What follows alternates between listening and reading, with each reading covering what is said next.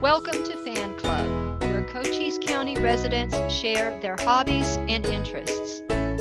This program is brought to you by the Toastmasters Clubs of Southeast Arizona, Area 5. Please help us make Fan Club the best it can be by leaving your questions and comments below.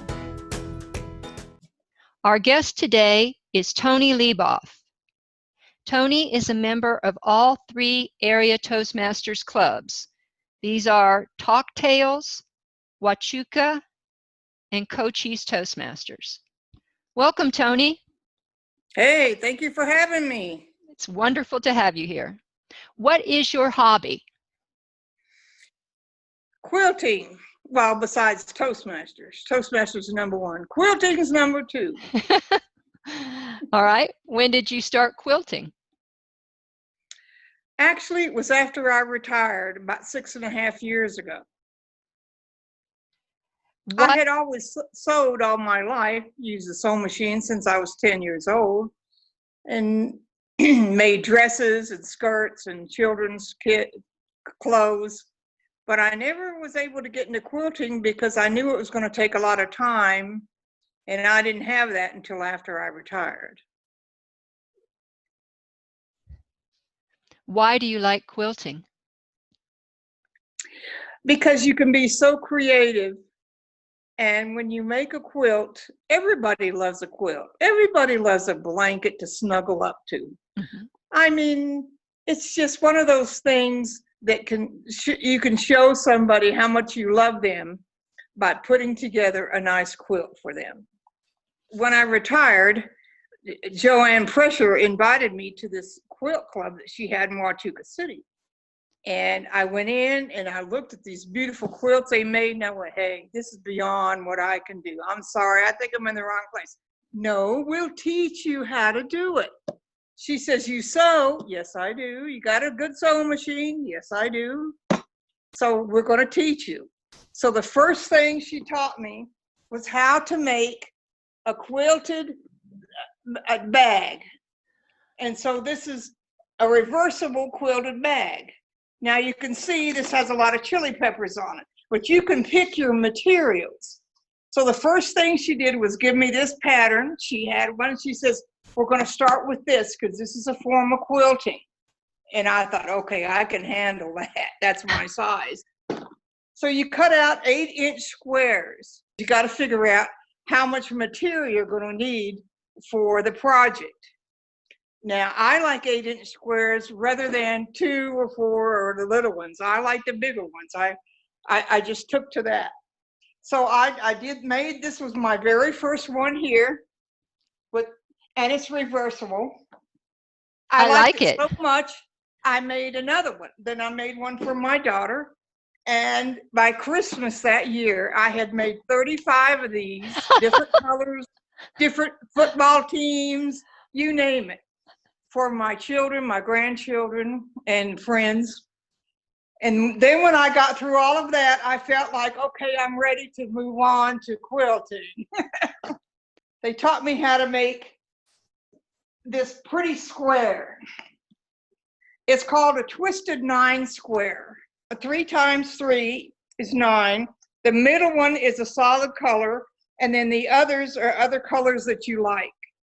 That you put that together, the 9 square, you cut it this way, cut it that way, you twist the ends, you sew it back together, and you get this wonderful effect. The back of this quilt, my first quilt I ever made, the back of it is the pieces from the 35 bags that I made. You the recycled them. Them. Is you keep your scraps. Yeah. You know, Julia Child always says, save the livers. I say, save the scraps. This is real special because this is my first quilt. So I decided, well, I want to do a legacy for my children and my grandchildren. I have made each one of my older children, the 3 of them, a huge quilt in patterns and shapes and sizes that they like. Now, and then for all of my grandchildren, I have made them 2 lap blankets, 50 by 60 inches. And one of them is all their favorite colors or teams for their birthday. And another one has all kinds of Christmas material in their favorite colors for Christmas. Wow. So all 7 of my grandchildren have 2 quilts from me. I'm in the process now of going to make bigger quilts, because you finally get to the point where, okay, I can make a small lap quilt. Right. I can make a bag. Okay, I can do something bigger now. Right. I'm in the process now of making my adult children and my grandchildren a big quilt that's at least, that would cover the top of a full bed.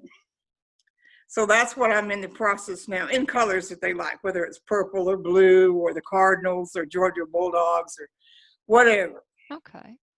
And sounds wonderful. And the good thing about quilting is you finally realize you just need a good sewing machine. It can be the sewing machine I was using. I had an older Singer, and by the time I finished those 30-something bags, the poor thing blew up. It was older.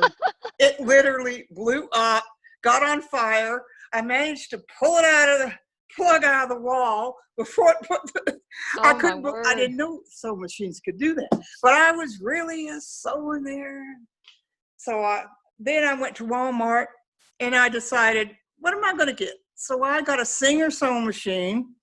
Now this is October of 2013, almost 7 years ago. And I bought a $97.44 Singer Simple. And it was fantastic. And I used it until this last February. I wore it out. Thousands of yards of material I've sewed. Right. So then I went and got a heavy duty Singer, but it was really very nice. Rather than having so much plastic, it has a lot of metal. Right. Which if a sewing machine has more metal than plastic, then you'll have less trouble with it. You mentioned that you need a good sewing machine to Yes. do quilting. Are there any other skills you recommend? Well, you're going to have to brush up on your math. Okay. Because you're going to have to figure out, like for instance, how many 8-inch squares you're going to need to do, whether you're going to need 5 or 8 or 10.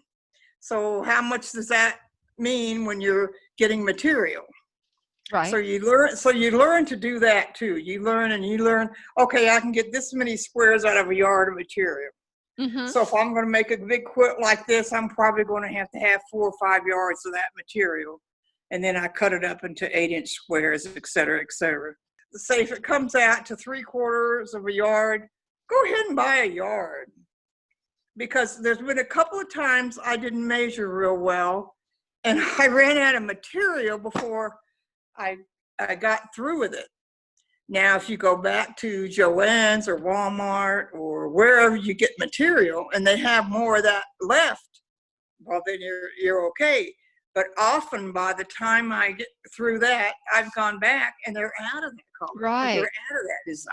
Right. So then you have to figure out how you're going to do something. And there's been several projects I changed because I just didn't have enough material. So along with the math, some planning and organization, I guess, yes. Right? Okay. Yes, yes. What are the challenges of this hobby? What's been the hardest thing for you about quilting? Do not be sewing when you're tired, when it's late at night, or you're not feeling good, or there's a lot of distractions, because that's when you make mistakes. Especially when you're cutting squares. For instance, one time I was cutting squares, and then somehow one of them I had them, rather than 8 by 8 inches, I had it 7 by 8 inches. So I had made a mistake. I was probably watching TV, I don't know. But anyway, I learned my lesson from the beginning. When you're cutting, you need to have quiet and you need to make sure, because it's easy to make a mistake. Okay, good. Is your first quilt your favorite quilt? Well, this one tends to be, because it's got my chilies, it has my colors, and then the back has material from all the bags I made. So see, that's real meaningful to me, not to anybody else. And I can look at these and go, oh yeah, I remember doing those butterflies. Oh yeah, I remember this one. Yeah, I remember doing all kinds of different colors here. But I love color. I really love color. And so it's easy to express yourself with quilting, really. And then when you get it done, I mean, I've had people go, wow, that is absolutely the most beautiful thing I've ever seen. Oh, really? And they say, yes, I've never seen a quilt like that. Well, that's because most people will get a quilt, even if they buy the design, they will use the colors they want to use. And then every quilt is just unique to that person.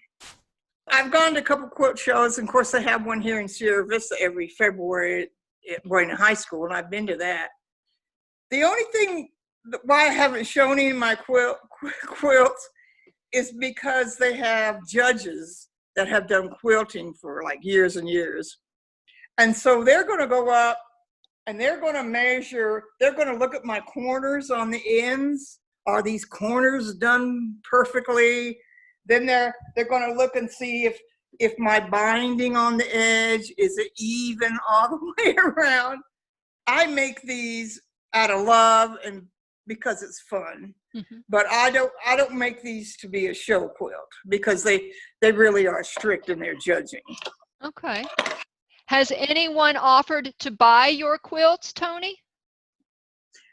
Well, I've had a couple of people say, you could sell these online, right? Especially when I made team ones, like University of Georgia Bulldogs for my son and grandsons.